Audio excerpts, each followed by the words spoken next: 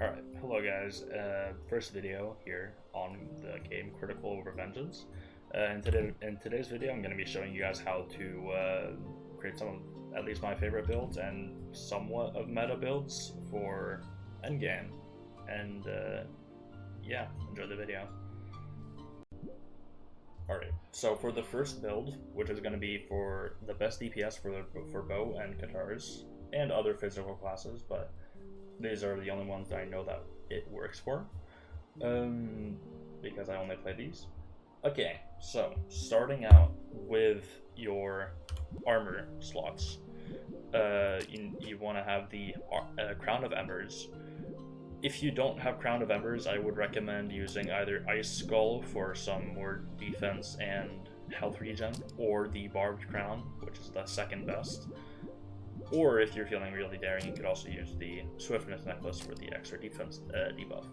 Then, for your chest piece, you want to use the Anchor, the only one that's really acceptable here. And then the Hard Mode Wolf Boots for the last one. Could use Ice Climbers, but I like the extra crit chance. You could use these for more defense though. Tools are going to be the same for the entire video, which is just Sakura's Blessing, and any item that gives you 60 health. Out of any of these, doesn't matter which one you pick. Passives.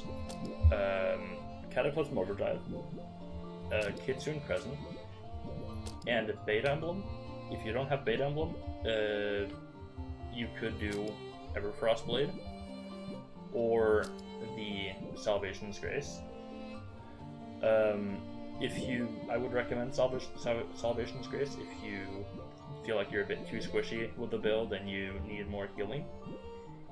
And for the active slots, you're going to want to use Linked Sword, Shadow Prince Crown, Frigid Chain, and the Appletana, which is optional. You don't need the Appletana. If you don't have Appletana or Linked Sword, I would recommend you to use these Shrouded Blights, which are crafted from the crafting station over here for just some Shrouded Jaws and some health cubes, power cubes, and gold ingots.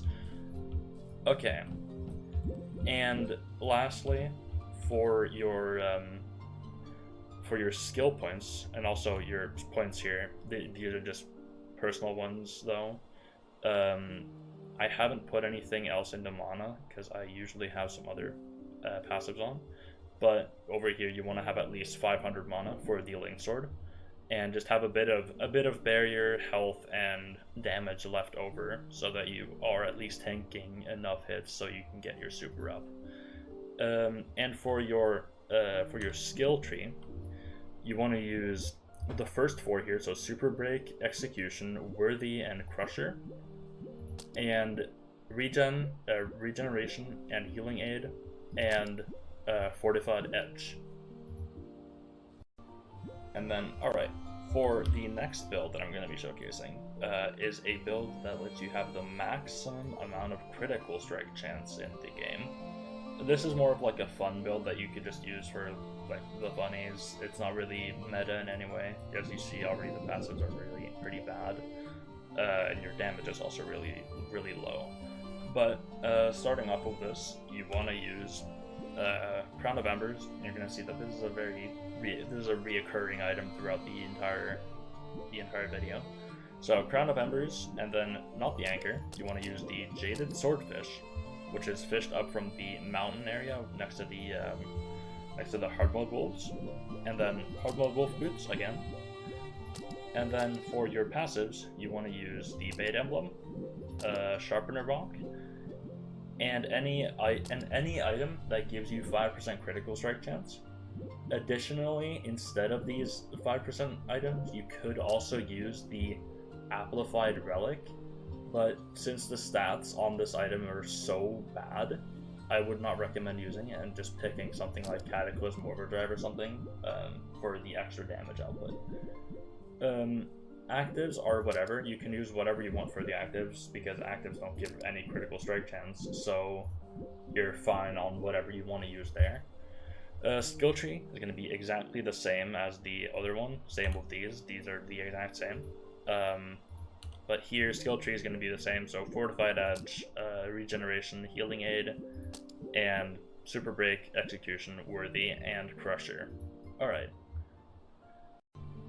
And alright, for the last build that I'm going to be showing you guys in this video is going to be a build that I used a lot in the earlier stages of the game, which is going to be a debuff slash status effect build that I think is pretty cool. So, armor wise is still going to be basically the same, with Crown of Embers. Additionally, instead of Crown of Embers, you could also use the Swiftness Necklace, or if you don't have any of these, you could also use the Cursed Fox Necklace. I don't recommend this one though. I would highly recommend using either Swiftness or Crown of Embers. For the chest piece, you can do whatever you want.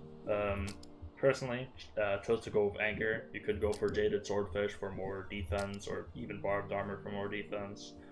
And then for your boots, you can use either Hard Mode Wolf boots or the Ice Climbers if you want more defense and or the buff of speed. Tools, the same as always. The passives are going to be the Kitsune Crescent, Slime Sigil Mighty, and Bait Emblem. Additionally, if you don't have Bait Emblem, you could always just use any other, because Bait Emblem is only here for the buff and for all this stuff. You could additionally use something like Sand King Crown if you feel like it. Anything that just like is more survivability type stuff, like Salvation's Grace and something like that. This build is more just for like survivability and like also just straight up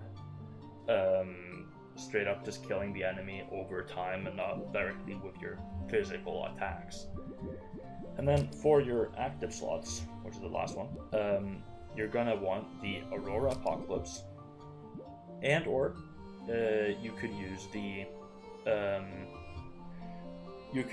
the Prismatic Cataclysm if you feel like it, or you could do both if you want to run a hybrid version of this build, which I can show in a different video if you guys want, and I can go into detail in all of these builds if you feel like it.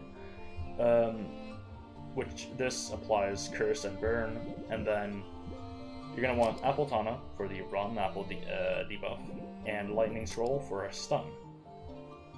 And skill points are going to be basically the same. These guys are the same as always. And the skill tree is going to be basically the same, with Super Break, Execution, Worthy, and Crusher. If you feel like it, you could also remove something like Execution or Worthy for the defense killer, for the Corrosion, if you want to run a hybrid build. Still want to use the Regeneration and Healing Aid. If you wanted to do the defense killer, I would recommend taking away the regeneration point and putting that into defense killer.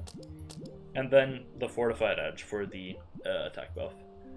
And that's the last build that I have to show you. And I hope you enjoyed the video. And if you, as said earlier, if you want me to go into detail about any of the builds that I used, or just have any other video ideas, I'm open to take basically anything. I have nothing else to do in this game right now, so yeah. Hope you guys have a good day, and see you guys.